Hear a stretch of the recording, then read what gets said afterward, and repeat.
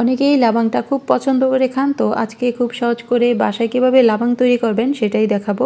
এভাবে বানিয়ে খেয়ে দেখবেন, বাইরের কেনা লাবাং থেকেও বেশি টেস্ট হয়। তো এখানে দিয়ে দেবো আধা কাপ মিষ্টি দই, তবে টক দই দিয়েও করা যাবে, সেক্ষেত্রে চিনিটা বেশি লাগবে।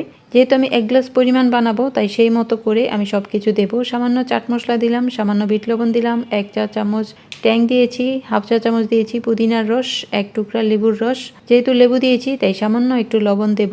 এবার কিছু আইস কিউব দিয়ে দেব, সাথে দিয়ে দিলাম 1 টেবিল চামচ চিনি, কিছু আইস কিউব আর অল্প করে পানি।